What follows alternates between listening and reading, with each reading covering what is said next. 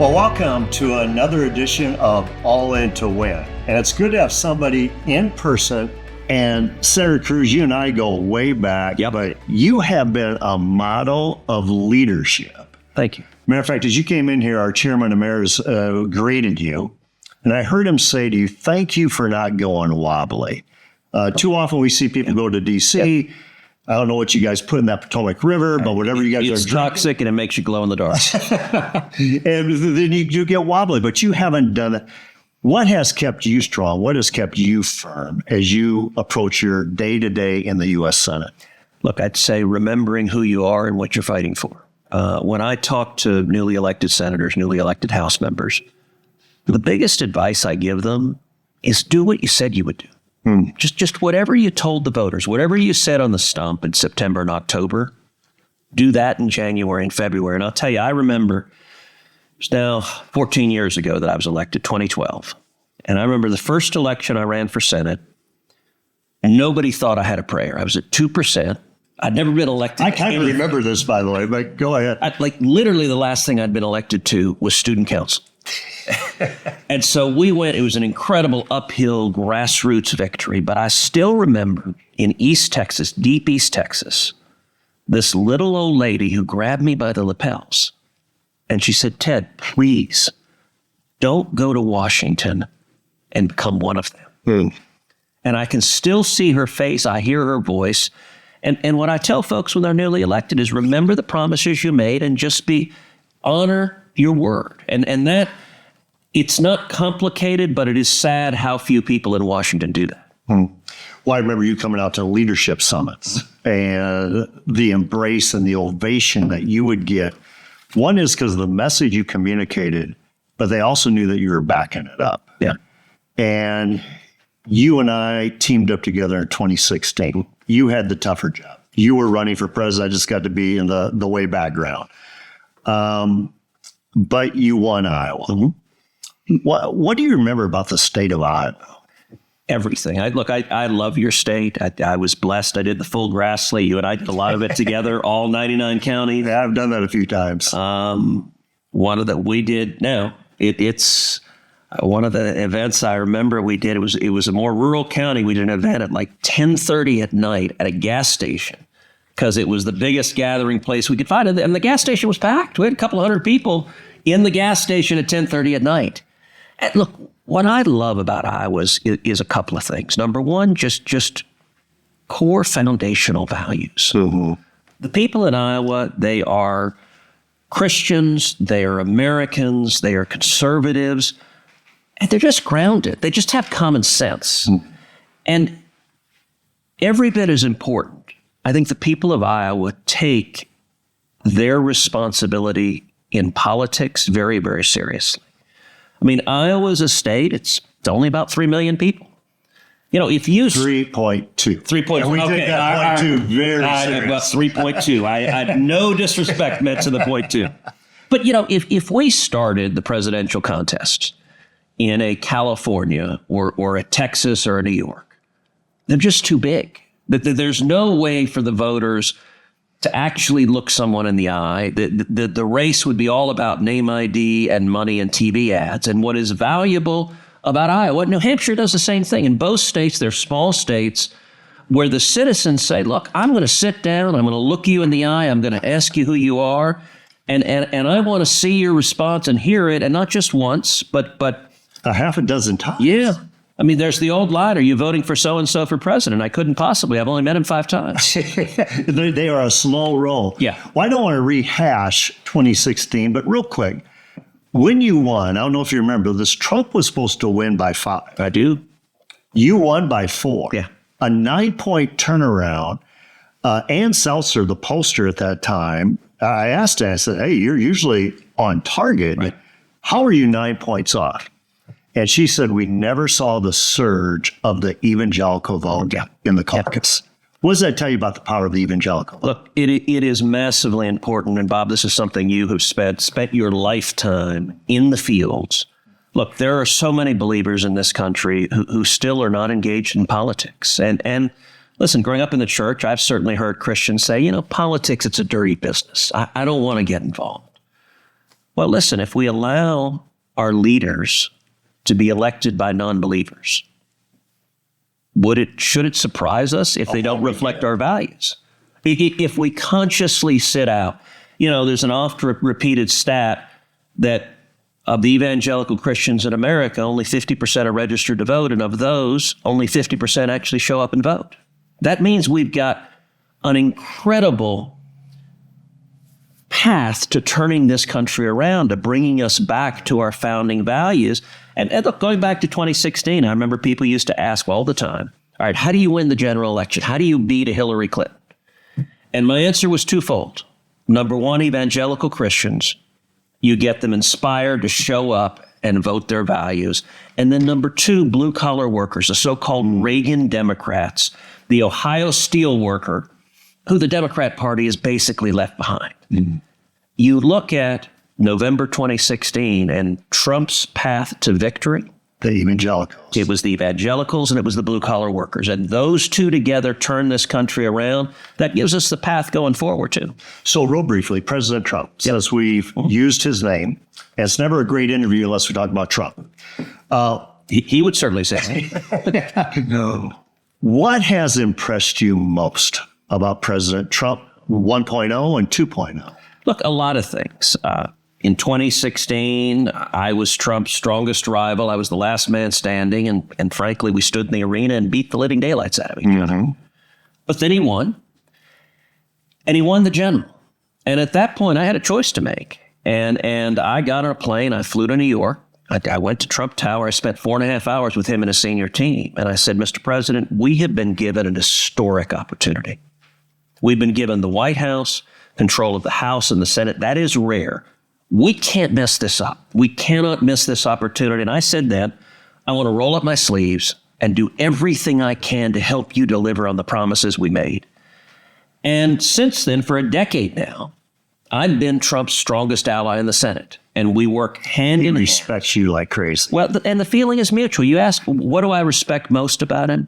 He's got a steel backbone, a level of courage. There has not been another leader that is so utterly fearless. You look at what the man has endured. You look at when he was indicted 4 times, when they came after him, they tried to do everything they could to destroy him. Huh. You look at when he was shot in Butler, Pennsylvania, and he came up with his fist in the air saying, find me something, maybe Teddy Roosevelt when he was shot and continued speaking. But it is on that order of magnitude. And that is an incredible thing. And I'll say this also.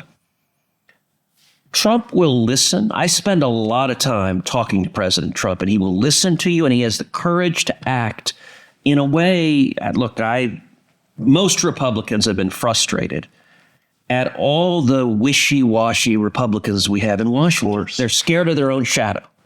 And, Trump has had courage over and over and over again. And I think the results have been extraordinary. They really have. And I tell people that all the time. When I visit with Trump, one thing is he's a great listener. Yep. Talk about some of the wishy-washy. I was talking with Steve Dace, who's not wishy-washy. I love Steve. I was talking with Steve Dace. I know he's a friend of yours as well. And he said, if we're going to win the midterms, 2 things. You need to pass that SAVE Act, and you need to get America affordable again. Yep. Are we going to pass the SAVE Act? And then what are the steps to make America affordable again before the midterms? Because we have short-term memory in this country. Listen, I very much want us to pass the Save America Act. I'm an original sponsor of it. I'm fighting for it. The only way to do it is to force the Democrats to do what's called a talking filibuster. So right now, the way that Democrats filibuster is they just vote no, and that's treated as a filibuster. You look at the old school, what a filibuster used to be. Remember Jimmy Stewart, Mr. Smith Goes to Washington, where you stand up there and you're talking and talking and talking. Remember 2013? Did you read Green Eggs and Ham? I did. I filibustered for 21 hours. By the way, after reading Green Eggs and Ham, I polled really well with 3 to 6-year-olds for some reason.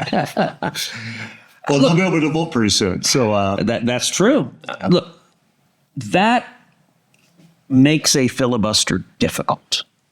The majority can force them to do it, and the Senate has a 2-speech rule where each senator is allowed to give 2 speeches in one legislative day. So we can keep the Senate in one legislative day for days and even weeks on end. Eventually, they run out of endurance. To do that, what we need is 50 Republicans willing to stand together. And the unfortunate answer, we don't have 50 right now. I have stood up repeatedly making the case to my colleagues, Mike Lee, who is my best friend in the Senate and is the lead author of the Save America Act. We have implored our colleagues, let's stand together. We've got at least four Republicans who are saying, issue. This is if not a hard issue. Yeah. So the four that have consistently voted no on this have been Mitch McConnell, Susan Collins, Lisa Murkowski, and Tom Tillis. We only have 53 Republicans, so if you get 4 no, you're at 40 no. Yeah. That's what we're running into as a math problem. And 2 of those, McConnell and Tillis, are not running again. And so they're not really concerned about what the voters back home say. Look, the voters back home would tell them, stand with the president, let's pass Save America. But right now, McConnell and Tillis are no. So how do we make America affordable again? I talked to a lot of our team members, others, and I mean, just buying a home or going to the gas station or going to the grocery store. I mean, it's real. Yep. So we want to make America affordable. How do we do that in the near term? So I'll say a couple of things. Number one, under Joe Biden, inflation was out of control. And people really, life became much harder just paying, whether it was filling your tank with gas or buying groceries or paying rent or mortgage, everything got more expensive. When Trump came in, that inflation has dropped significantly. But the problem is that just means the rate of growth has slowed down. The prices went way, way up, and they're still way, way up. We haven't had deflation where the prices are dropping. So they're not rising as fast as they used to, but it's still very hard to keep up. The best idea that I know that we could do in the short term, and I've urged this to the president, I've urged this to Scott Bessent, the Treasury Secretary, I've urged this to my colleagues in the Senate, is to index capital gains to inflation. Now, let me explain what that means, because that sounds wonky and technical. So right now, capital gains are what you pay when you sell, say, a stock or bond, or you sell real estate. And you pay on the gain. So let's say 5 years ago, you bought a stock for $100. And because the Joe Biden inflation was so brutal, today it's worth $140. But let's say all of that $40 is inflation, which means you have no real gain. You still got essentially $100. But you have a tax issue. If you sold it, you pay taxes on the $40. That is all inflation, is not gains. If we would index capital gains for inflation, then the basis, which means the cost, would be $140, because it would incorporate all of that inflation. What does that do? That does several things. Number one, it effectively lowers your taxes immediately. That if you sell, you're paying a lot less taxes. Number two, it frees up stranded assets. There are lots of people who won't sell a stock or bond because they don't want a big tax bill.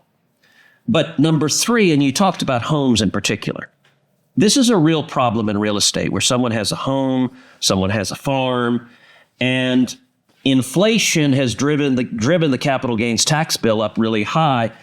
You look at a state like California. So if you sell a property, you pay a tax on the capital gains. If you pass away and pass the property on to your heirs, the basis steps up, which means they don't pay the capital gains. Their basis is whatever it was worth when you died. You look at in California, 25% of homes people hold on to until they die because they can't afford the tax bill. If you index capital gains to inflation, here's what would happen. Let's say Treat the housing market. Yeah, an older couple, let's say an older retired couple, they had a bunch of kids. Let's say they've got a big house, 5-6 bedrooms, because they had a lot of kids. They're now retired. They don't have any kids at home. They'd like to sell that house and get a little condo on the beach. Retire, go play with the dog. They're not in a phase of life where they need a bunch of bedrooms. But they won't sell it because of the tax bill. If they would sell it, there's a young growing family that has a bunch of kids. They need it. That young growing family maybe was in a smaller, what it does is frees up housing up and down the housing stock. Tell you what, if that happens, all of a sudden things look a lot different in the midterms. Let's talk about the midterms. Iowa is going to be one of the hottest states in the country. We have 3 very competitive congressional races. Yes. You have an open U.S. Senate seat. Joan Yurt's not running against, but Ashley Hinson is. And then you have an open governor's race. How important are the midterms for the future of this country? Look, the midterms are massively important. I got to say, Bob, I've never seen a greater disconnect between the substantive policy victories that we've won over the past years and what the voters know about in the popular mood. In the last year, without exaggeration, we have won more and bigger victories for the American people than any time since I've been part of or observing politics. I mean, truly historic victories. And yet the voters, many of those victories the voters don't know. No, that's our fault. We need to communicate and let them know. And the dynamic on the ground is the left is really ticked off. They hate Donald Trump. With a passion. They're galvanized. Anybody. And hatred's dangerous because it's a powerful motivator. They're going to show up. And the danger is if conservatives, or even not conservatives, if just common sense regular people that are not nutcases, if common sense regular people stay home, then the midterms will be very rocky. Yeah. We're right now in probably a D+6 environment. What that means is the numbers nationally are about 6 points more Democrat than they were in November of 2024. Now, we got 5 months to fix that. But I will say, listen, I think the family leader plays an enormously important part in fixing that, in getting every conservative, every evangelical, every just common sense Iowan, and you guys are active in states all over the country, to show up and vote. The House is very much in the balance. The Senate is in the balance. And if we lose the midterms, the victories that we've had under President Trump, the agenda that President Trump has been pushing, all of that grinds to a halt in January of next year. And they turn the guns on Trump. Relentlessly. I mean, it is, all right, if we just lose the House, all substantive legislation stops.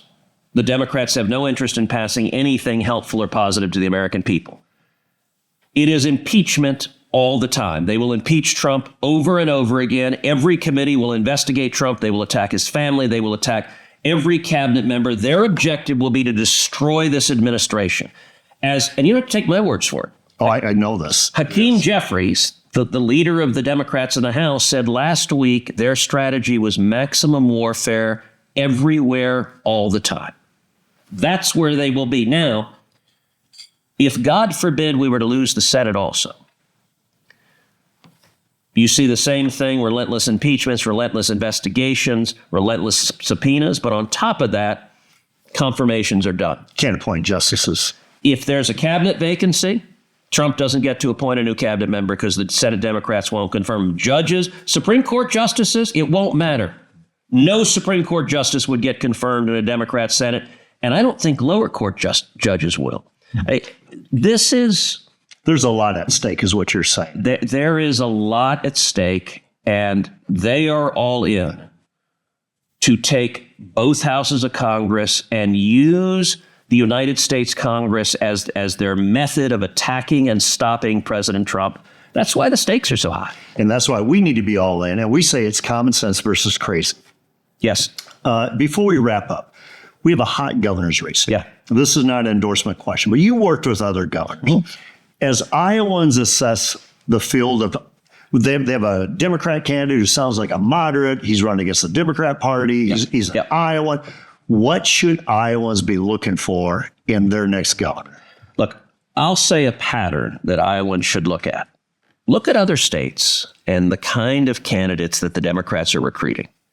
Their favorite candidate is the fake conservative. They get someone who they're running who will say, oh, I'm a moderate, I'm a conservative, I'm really almost a Republican. And every single time, not 80% of the time or 90% of the time, 100% of the time, they are lying. And they come in and they are a radical. Look at Virginia. Abigail Spanberger ran. She said she's a moderate, she's a reasonable. She's come in and been this extreme left-wing radical. She started out, number one, by passing one of the most egregious gerrymanders of her state in the country to elect only Democrats. 10-1 was the map that she just forced through. She immediately shut down law enforcement, working with ICE, said, we are welcoming illegal immigrants. We are releasing criminals. She has become one of the most woke left-wing governors. And every word she said is the same thing that the Democrat candidate here at Iowa is saying. By the way, let's not even look a year ago. Let's look this week. This week in Maine. One person who was running for Senate in Maine was Janet Mills. She was the incumbent Democrat governor. She was endorsed by Chuck Schumer, ton of money. She just dropped out. You know why she dropped out? Because she's not crazy enough. Exactly. For the Democrats. So instead, the Democrats in Maine are going to nominate to the Senate a guy who is a self-described communist. That's not me calling him a communist. He said, I am a communist. Not even a socialist. A communist with a Nazi tattoo on it. A communist with a Nazi tattoo who has slammed women, saying women who are being raped, it's their fault. That is, listen, the Democrat Party today, the energy and passion in the party is driven by the Bernie Sanders, the AOCs, very far the Comrade Mondamis, the Graham Plattners, the Ilhan Omars. And what we've seen in red states is the entire Democrat strategy is put a wolf in sheep's clothing. And that's what we have here right now. And you're going to get a chance to get to know him a lot more, I believe. I hope not. But we tell people we are one state away, literally and figuratively, from being Minnesota or from being Illinois. And we want Iowa to be Iowa. I love your passion. And if our people translate that passion of going all in to win, that's what this segment is all about, is all in to win, we have a shot to defeat crazy in this midterm. Bob, without exaggeration, I believe we are literally fighting to save the greatest country in the history of the world. Couldn't agree more. I jump out of bed every day, amazed. Look, we're not fighting over little stuff. We're not fighting over whether the top marginal tax rate is 35% or 37%. That matters. But the history of the universe is not going to turn on that question. If we lose this nation, and let me tell you briefly just how high the stakes are. Let's fast forward 2.5 years. If in 2028 the Democrats win the House, win the Senate, and win the White House, let me tell you what January 2029 looks like. The very first thing they will do is Chuck Schumer will end the filibuster, which means he can pass anything he wants with 50 votes in the Senate. The next thing he will do is pass S1, the first bill he introduces in every Congress. It is a federal takeover of every election in America. It strikes down every voter integrity law in America. It strikes down every photo ID law in America. It legalizes ballot harvesting in every state in America, including Iowa, which means Democrat Party operatives can go into nursing homes, collect ballots, and make sure they all vote for Democrats. The second thing he would do after that is create 2 new states, D.C. and Puerto Rico, because they believe that would give them 4 new Democrat senators. The third thing they would do is grant immediate amnesty and voting rights to every single illegal alien in America. I'll tell you when that happens, my home state of Texas immediately turns blue. Not slow, not gradual. We have 29 statewide elected officials in Texas. The next election, all 29 would be Democrats, and Texas becomes California instantaneously. And the fourth and final step they would do is pack the U.S. Supreme Court, put 4 left-wing justices on the court who would take away our free speech, who would take away our religious liberty, who would take away our Second Amendment rights, who would reimpose Roe versus Wade and mandate legalized abortion in every state in the country. And we are just inches away from that happening. That's what the stakes are. And the midterms are the battle to set that all up. And if they win the majorities, that's how they get the momentum to win then in 28. If that happens, look, you've known me a long time. I'm an optimist. I believe brighter days are coming. If the scenario I just described happens, I have no answer. There's no way to turn it around. History shows us great nations rise and fall. If that happens, that is the end of the United States of America. You know, we're going to end where we started.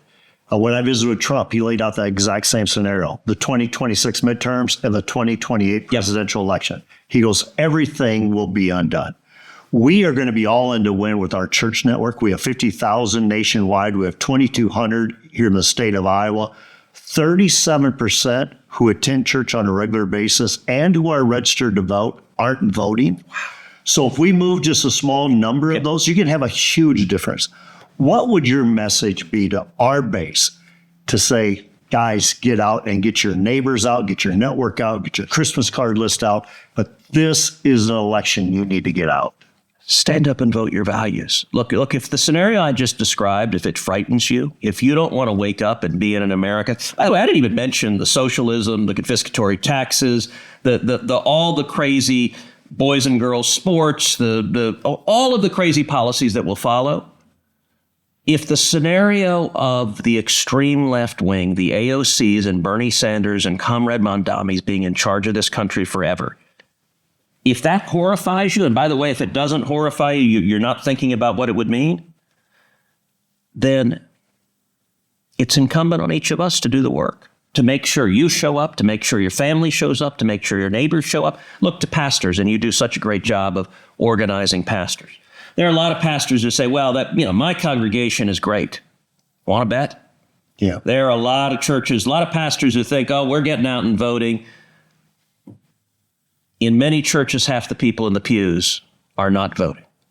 And every pastor, if you're not standing up and preaching a sermon as to why you have a responsibility, a calling, a prophetic call to be the timeless voice to a culture, to be a watchman on the wall, to be salt and light in the world. That's what the word commands us to be.